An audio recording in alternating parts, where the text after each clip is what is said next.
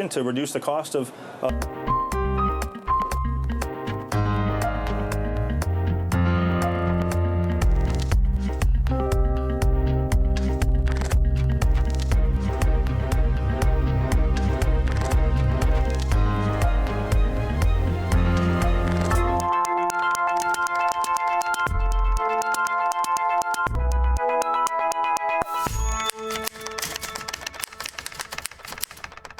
Hello and welcome to Bloomberg Quint. You're watching the Fineprint. After a 9-month-long investigation, the Serious Fraud Investigation Office, or the SFIO, has filed a criminal complaint against 30 entities in the IL&FS case. The SFIO has alleged that the conduct of the company's management, its directors, and statutory auditors amounts to fraud under company law and criminal conspiracy under the Indian Penal Code. Briefly, here's what the SFIO has concluded. The management of IL&FS influenced the employees and the credit decisions of the group's lending arm, IL&FS Financial Services. This entity, the SFIO has alleged, diluted its policies to continue lending to group companies. IL&FS Financial Services avoided the eventual default by the group through multiple transactions with group entities. Lending to non-group entities too violated RBI's guidelines on classification of loans. And finally, the statutory auditors connived with the management and falsified the reports of the company.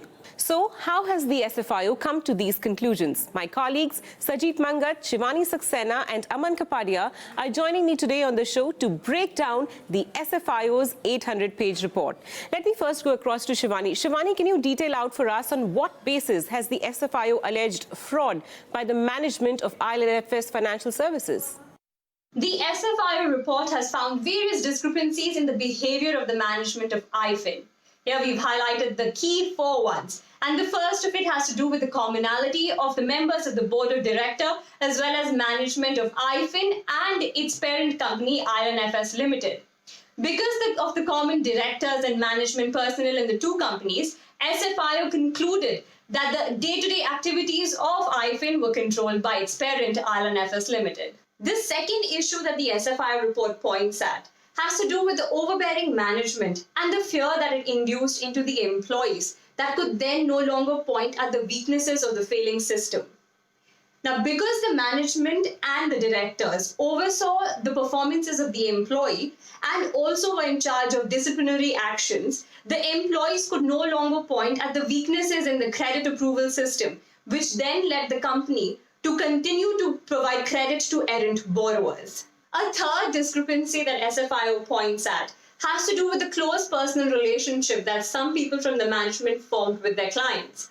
An instance of this was given in the report to be the Siva Industries that was also a client of the company.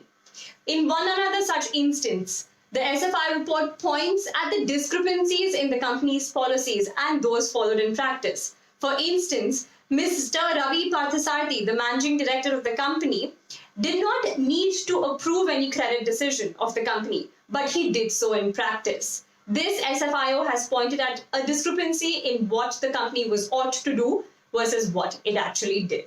Now, lastly, SFIO report also points at the hefty payout that the management as well as the managing directors of IL&FS and IFIN took despite the company's ill financial health.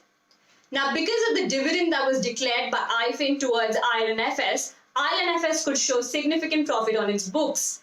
This enabled the company to give away hefty pay incentives to both the management of IFIN as well as the managing directors and directors of IL&FS. For example, Ravi Parthasarthi's salary increased significantly in 2017 to 2018. For these reasons and more, SFIO concluded that IFIN and its management is guilty of fraud under Companies Act as well as criminal conspiracy under Indian Penal Code. Thanks, Shivani, for bringing us these details. The second reason behind SFIO's conclusions is dilution of policies. The SFIO has said that IL&FS Financial Services repeatedly diluted its policy on related party transactions to continue lending to group companies. It has pointed out that in May 2015, IL&FS Financial Services expanded the definition of exempt related party transactions. Once a related party transaction falls into the category of exempt RPT, it doesn't require board approval. The effect of these policy changes, the SFIO has pointed out, resulted in increased exposures to group companies which were facing liquidity, profitability and implementation issues, and resulted in a liquidity crunch for IL&FS Financial Services itself. The third key finding of the SFIO is that IL&FS Financial Services avoided the eventual default by the group through multiple transactions with group entities. Aman Kaparia is here with the how. The first method IL&FS Financial Services adopted to avoid default by group companies was evergreening their loans. Between 2015 to 2017, IL&FS Financial Services loaned close to 3,000 crore rupees to group companies so that these entities could pay off the previous loans. By doing so, IL&FS Financial Services avoided non-performing asset classification of loans given by it, the SFIO has said. The second method was devised to bypass RBI's credit concentration norms. These norms prescribe the limit to which an NBFC can lend to a borrower or borrower group. Once IL&FS Financial Services topped this limit with the group's infrastructure arm, IL&FS Transportation Network, it resorted to indirectly lending via other group entities. Between November 2015 to October 2017, IL&FS Financial Services lent around 2,800 crore rupees to group companies who eventually gave it to ITNL, the SFIO has said. Lending to ITNL wasn't just via group entities. IL&FS Financial Services did that via third parties as well. The SFIO alleged RBI had directed IFIN to reduce its exposure to IL&FS group entities by restricting further lending to them. So IL&FS Financial Services started lending to third parties who in turn lent to ITNL and its subsidiaries. These third parties included IL&FS Financial Services customers and ITNL's vendors. Post-November 2017, IFIN lent around 2,300 crore rupees to third parties which they diverted to ITNL. And finally, IL&FS Financial Services avoided default by not disclosing RBI's observation on a primary financial parameter, and that is net own fund. It is a parameter created by RBI to assess the continuity of a business. While the company's computation showed a positive NOF for FY15, FY16 and FY17, RBI's assessment in its yearly inspection report showed a negative balance. IFIN did not disclose this observation in its annual reports. Through all this means, IL&FS Financial Services managed to avoid classifying group loans as NPA.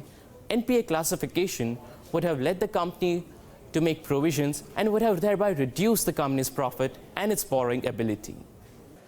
The lending issues weren't just limited to group companies. They extended to non-group entities as well. The SFIO has alleged that IL&FS Financial Services extended loans in violation of the loan policy, disregarding the creditworthiness of the borrowers and against RBI's guidelines on classification of loans. Sajid Mangat is here with the details.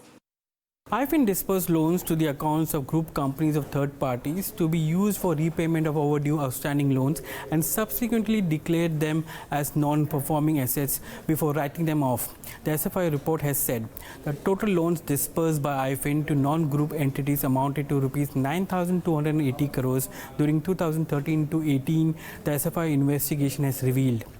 The key recipient of these loans were Siva Group and ABG Group.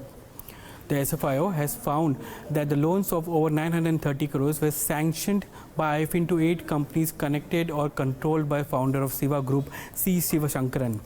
Lending to entities controlled directly or indirectly by Siva Group continued between 2011 to 2014 with the purpose of servicing existing loan repayments. The SFIO has pointed to these transactions to say that the loan exposure by IFIN was taken to help Siva Group tide over the liquidity issues and repay loans of other lenders like IFCI, Union Bank of India, which were either NPAs or overdue. IFIN also failed to monitor the end use of these loans.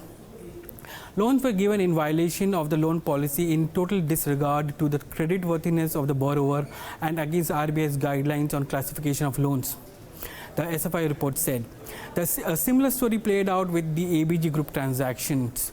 IFIN's relationship with ABG Group began in 2010. Despite the group's inability to service the first loan, IFIN continued to disburse loans to it. The SFIO has said IFIN had an exposure of rupees 1,080 crores to the ABG Group, which has been classified as an NPA since September 2018. The analysis by the agency shows many of the loans disbursed by IFIN to various subsidiaries of ABG Group was again to repay existing loans or overdue payments. The agency has alleged in its report that IFIN's management failed to classify the loans into an SMA category, leading to inaccurate reflection of the financials of IFIN as far as provisioning of the asset is concerned. Similar loan dispersal process was seen in the dealings with other corporates like Unitech, Pasavnath, Kohinoor and Era Group. The final conclusion of the SFIO relates to statutory auditors. Deloitte Haskins & Sells between 2012 to 2017 and KPMG India Associate, BSR & Associates between 2017 and 18. The SFIO has said that these auditors colluded with the management of IL&FS Financial Services and fraudulently falsified the books of accounts and the financial statements between 2013 and 18. While none of the individuals and entities mentioned in this story responded to Bloomberg Quint's request for a comment except KPMG India's affiliate BSR & Associate, which had this to say.